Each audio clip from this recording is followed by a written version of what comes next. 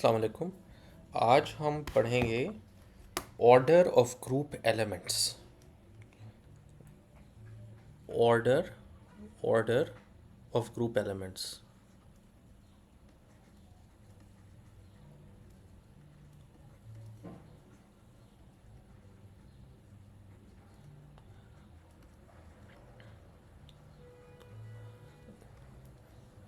हमने पहले पिछले लेक्चर्स में ये पढ़ा था कि एक ग्रुप क्या होता है। एक सेट होता है जी, और उसके बाद कोई ऑपरेशन होता है डॉट। और इस जी में नंबर ऑफ एलिमेंट्स जो होते हैं, जो नंबर ऑफ एलिमेंट्स होते हैं इस सेट में,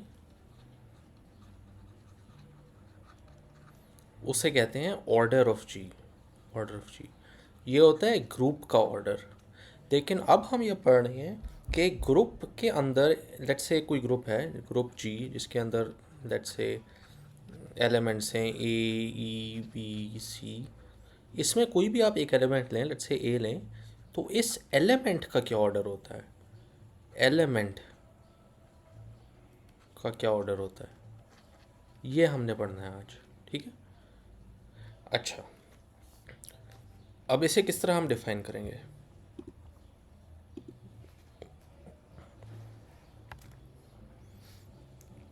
इसे डिफाइन करने से पहले हम कुछ चीज़ें देखते हैं जो ग्रुप्स के लिए ट्रू हैं। अम, अगर अगर समझें theorem, laws of exponents groups के, फॉर ग्रुप्स। ठीक है, for groups. Let's say group है कोई हमारा जी, ठीक है, और उसमें ऑपरेशन है डॉट। तो अगर अम, हम ए एन जो है, ए एन का मतलब होता है कि ए जो है वो एन टाइम्स मल्टीप्लाई हो रहा है, एन टाइम्स मल्टीप्लाई हो रहा है। ठीक है। और ए माइनस एन का मतलब होता है कि ए माइनस वन जो है वो एन टाइम्स मल्टीप्लाई हो रहा है, ये एन टाइम्स मल्टीप्लाई हो रहा है। ठीक। अच्छा, और आखिरी बात कि ए ज़ीरो का मतलब होता है ए ज़ीरो इक्वल्स ई, जो आइडेंटिटी एलिमेंट है। अब इसकी हम कुछ लॉज ऑफ एक्सपोनेंट्स प्रूव करेंगे, जिस तरह मैंने बताया था, जो काफ़ी सिमिलर हैं नॉर्मल नंबर्स के एक्सपोनेंट्स की लॉज के। पहली एक्सपोनेंट की लॉ है A M A N equals A M plus N. Number दो है कि A M to the power N equals A M N. और नंबर तीन लॉ है A minus N equals A minus one N equals A N inverse. इन्हें prove आराम से counting से किया जा सकता है। फॉर एग्जांपल, पहली वाली का प्रूफ आप ये देख सकते हैं कि ए एम एन जो है, ए एन जो है वो है ए पहले M, A N M times, और फिर ए एन टाइम्स। तो ये टोटल कितने टाइम्स हो गया, a M plus n times. इसी तरह आसानी से आप ये सारी तीनों प्रॉपर्टीज़ प्रूव कर सकते हैं। इसका प्रूफ इतना इम्पोर्टेंट नहीं है इनके लिए समझने के लिए, तो मैं उसे स्किप कर रहा हूँ और मैं आगे चल रहा हूँ एक और चीज़ के ऊपर। एक जब हमने जब बचपन में डिवीज़न सीखी थी, तो हमने एक चीज़ सीखी थी जिसको हम अब नाम देंगे। उसे कहते हैं division algorithm. Division algorithm. Division algorithm क्या है? ये काफ़ी इंटुइटिव सी चीज़ है। ये है कि अगर इफ़ एम एंड एन और दो इंटीजर्स हैं एम और एन, और एन पॉजिटिव है, एंड n इज पॉजिटिव, तो फिर there exist unique integers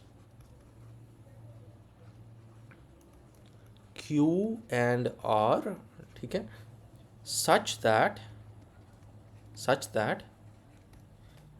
m जो है वो है equal n q plus r के, जहाँ r जो है वो है ज़ीरो और n के दरमियान, जहाँ ये इंक्लूसिव है। r ज़ीरो हो सकता है लेकिन r n से कम ही होगा, ठीक है। इसमें हम q को बोलते हैं क्वोशंट और r को बोलते हैं रिमाइंडर। ये डिवीज़न है, सिंपल डिवीज़न जो आपने बचपन में पढ़ी थी, बस मैं इसे एक फैंसी सा नाम दे रहा हूँ, डिवीज़न एल्गोरिथम, ठीक है। एक और ऑब्जर्वेशन देखते हैं हम।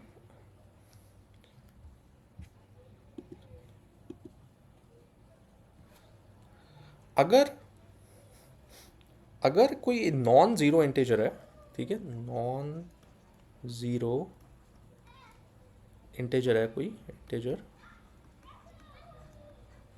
m, ठीक है, such that A M equals E, जो आइडेंटिटी है, ठीक है, तो इसका मतलब है कि देयर एग्जिस्ट एक पॉजिटिव इंटीजर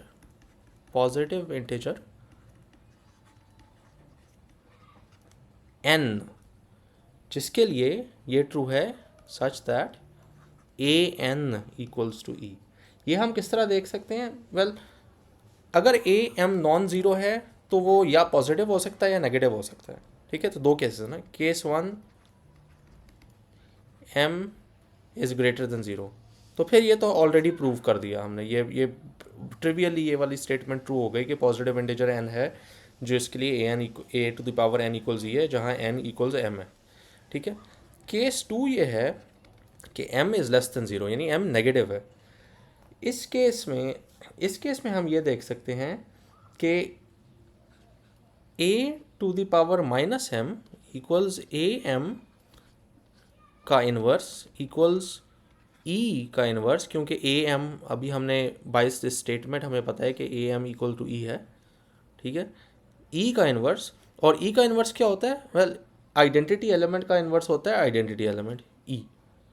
तो फिर इसका ये मतलब है कि अगर हम m is greater than zero है तो हम n इक्वल्स माइनस एम ले लें तो n ग्रेटर देन ज़ीरो होगा ना, n पॉजिटिव होगा क्योंकि m लेस देन ज़ीरो था, तो ए एन इक्वल्स ई।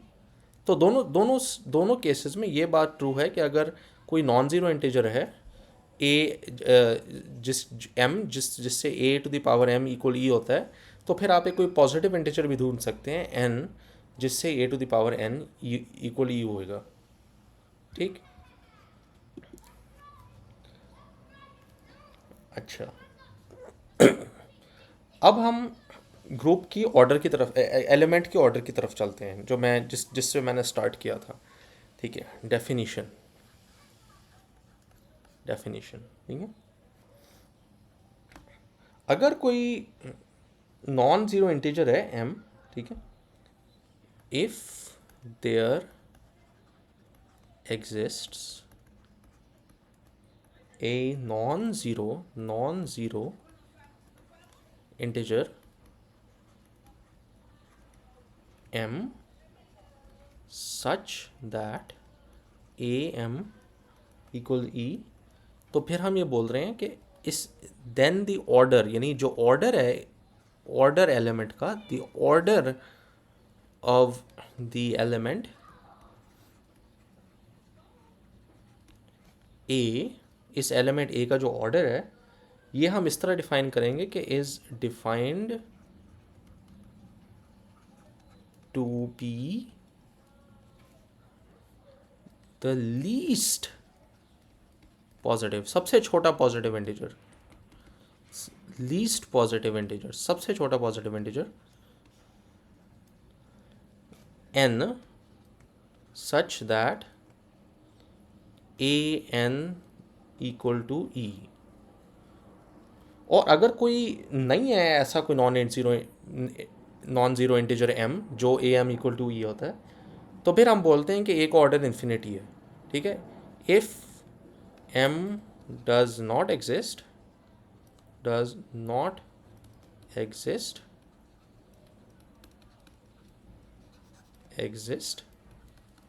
तो फिर order of a is infinity.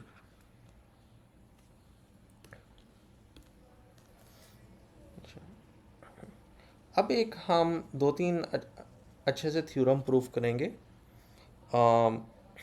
एक किसी एलिमेंट के ऑर्डर के बारे में। पहला थ्योरम ये है कि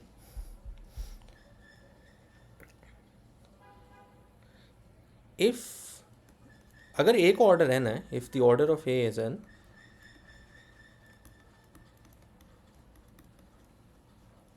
तो फिर ए की n पावर्स ही हैं exactly. There are exactly n different powers of ए।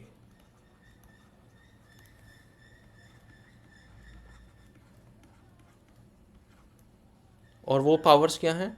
वो पावर्स हैं a0, a1, a2 से लेकर an-1 तक।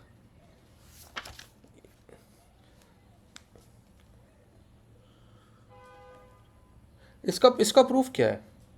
वेल, समझें कि m कोई भी पावर है a की। ठीक है, जैसे कोई हमारे पास है नंबर m और हम कह रहे हैं कि ये a की पावर है am।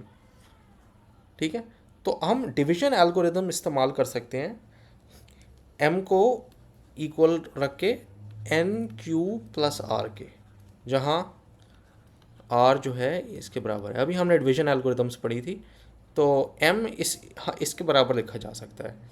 इसका क्या मतलब है? am जो है वो है an³ प्लस r के, और इसे हम सिंप्लीफाई कर सकते हैं an³ टाइम्स ar के, और इसे हम सिंप्लीफाई कर सकते हैं an to the power q ar के, और इसे हम सिंप्लीफाई कर सकते हैं e to the power q, क्योंकि हमने अभी देखा है कि a to the power n e होता है क्योंकि a का ऑर्डर n है, times a to the r के, जो कि बराबर हो गया ई कोई सी भी पावर पे करें तो ई होता है, और ई को किसी नंबर से मल्टीप्लाई करें तो वो वही नंबर आ जाता है। तो ये हो गया A to the power are, और आर जो है वो इसके बराबर है। तो हमने ये साबित कर दिया कि ए एम जो है, इधर ए एम, यह है इक्वल टू ए आर के, और आर जो है आर अभी हमने देखा था ये इन इंटीजर्स में से एक है। ये देखें, ये स्टेटमेंट है। तो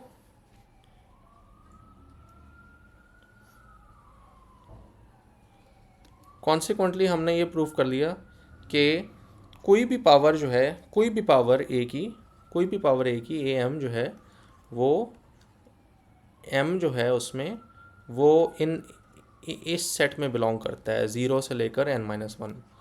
ठीक है, लेकिन अभी ये प्रूफ ख़त्म नहीं हुआ। अभी हमने सिर्फ ये प्रूफ किया है कि कोई भी अगर पावर ए की होगी वो 0 से n-1 में एक्सप्रेस की जा सकती है, लेकिन हमने ये नहीं प्रूफ किया कि ये जो सारी 0 से लेकर m-1 तक पावर्स हैं ये डिफरेंट है। प्रूफ का ये भी तो हिस्सा था ना। तो इसे मैं इस तरह प्रूफ कर सकता हूँ।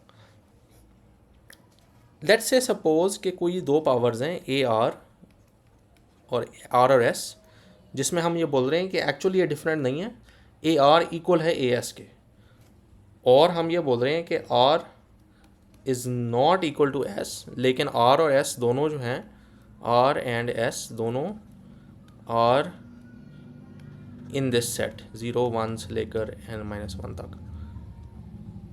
ठीक, अच्छा, अगर a are equal to a S है तो फिर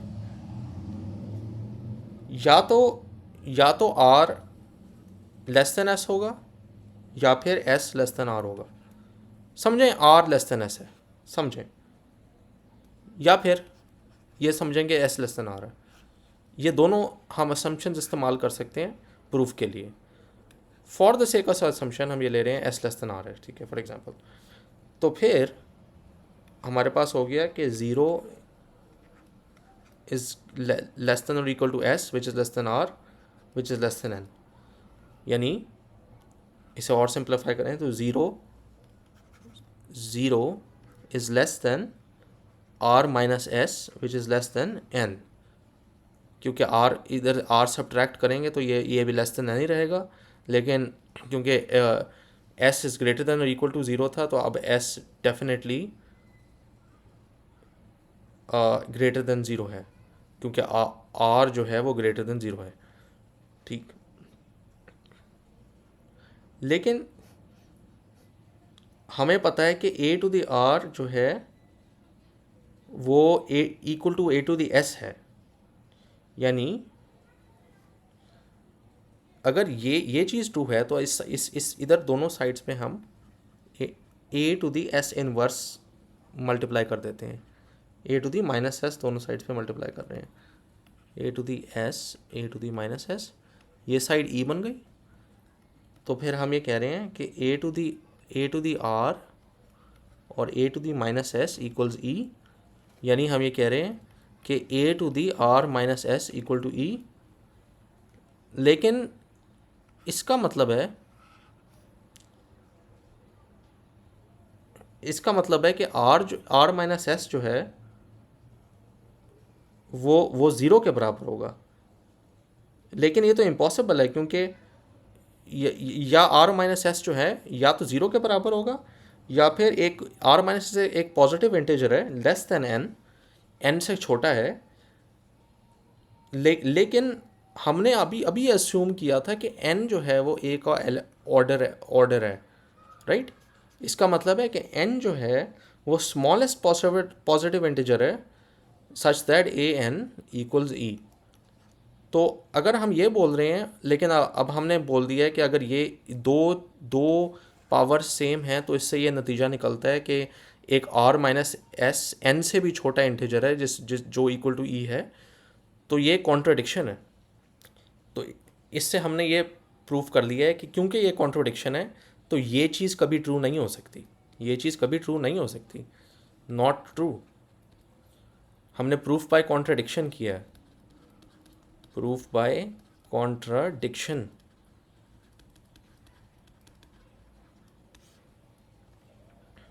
अच्छा, अब हमने अब हमने क्या प्रूफ किया है? बेसिकली दो चीज़ें प्रूफ की हैं। पहली चीज़ प्रूफ की है कि हमने कि कोई भी a to the power m है तो उसमें m जो है वो इस सेट में होगा। m जो है वो 0 से n-1 के दरमियान होगा। और दूसरी हमने ये चीज़ प्रूफ की है कि ये सारी जो ये पावर्स हैं ये डिफरेंट है। यानी कोई ऐसा r और s नहीं है इस सेट में such that a are equal to a s हो। ये नहीं है ट्रू। तो इसका मतलब है कि जो ओरिजिनल थ्योरम की स्टेटमेंट है वो प्रूव हो गई कि अगर कोई ए है जिसका ऑर्डर एन है तो there are exactly N different powers away. A की सिर्फ एग्जैक्टली एन डिफरेंट पावर्स ही हैं। अच्छा, अगले थ्योरम पे चलते हैं। अगला थ्योरम ये है,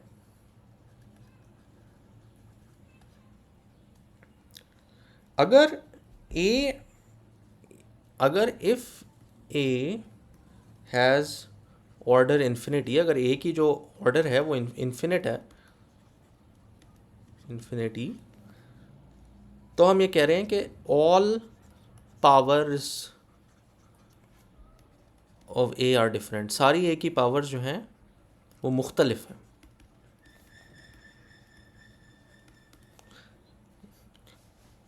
इसे प्रूफ किस तरह करेंगे? वेल समझें आर और एस जो है वो इंटीजर्स हैं, ठीक है, और suppose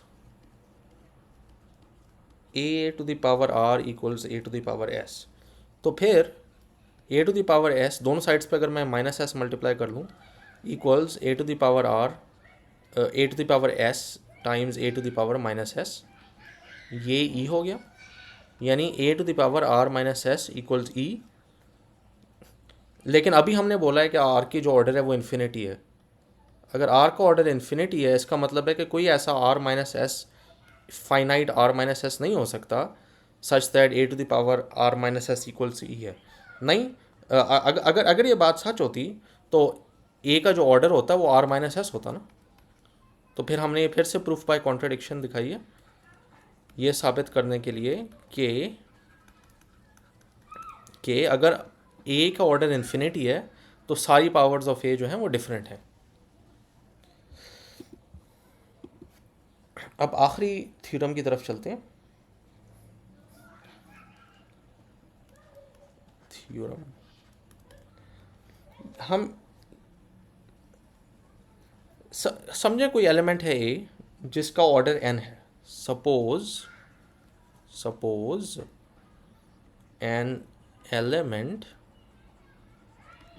A has order n, ठीक है। तो हम ये कहना चाह रहे हैं कि देन ए टी इक्वल्स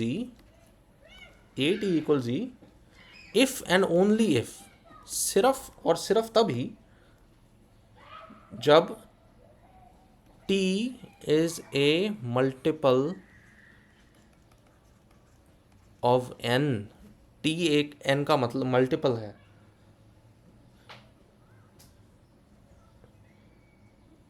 इसे हम दोनों साइड से प्रूफ करेंगे। पहले हम ये प्रूफ करेंगे कि अगर t n का मल्टीपल है तो फिर A to T equal to ई है। ये प्रूफ करना काफ़ी आसान है। अगर टी एन का मल्टीपल है तो टी इक्वल्स एन क्यू है, तो ए हो गया ए टी हो गया ए एन क्यू, वो हो गया A to the power N whole Q, वो हो गया E to the power Q क्योंकि A to the power N E है, और ये हो गया ई, ठीक है। और दूसरी साइड पे हम ये प्रूफ करेंगे कि अगर ए जो है A to the power T वो इक्वल टू एन है तो A to the power T equals identity element है तो टी एन का मल्टीपल है। किस तरह प्रूफ करेंगे? Well e equals A to the t, जो कि हम डिवीजन एल्गोरिदम से लिख सकते हैं एन क्यू प्लस आर, जहाँ आर कोई भी रिमाइंडर है, जिसे हम फिर से इस तरह लिख सकते हैं A to the power N Q A to the R, जिसे हम लिख सकते हैं E to the Q A to the R, और जिसे हम लिख सकते हैं ए टू द आर। और हमने फिर ये बोल दिया है कि ए टू द आर जो है वो इक्वल टू ई है, और आर जो है वो बाय डेफिनेशन एन से छोटा है।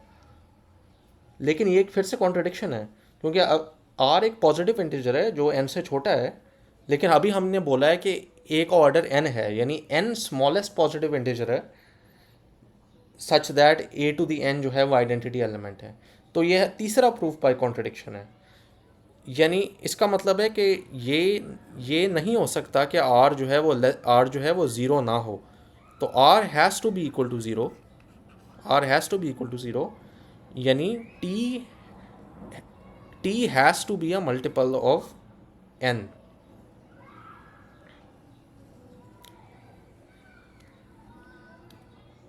आखिरी बात मैं ये कहता चलूँ कि अगर कोई भी ए जो है कोई भी ग्रुप का एलिमेंट है तो हम ऑर्डर ऑफ ए को बोलते हैं, इस तरह भी लिख सकते हैं ऑर्डर ऑफ ए को हम इस तरह लिख सकते हैं। और अगर किसी ग्रुप के ऑर्डर की बात कर रहे हैं तो हमने पहले कवर किया था कि उसे इस तरह लिखते हैं।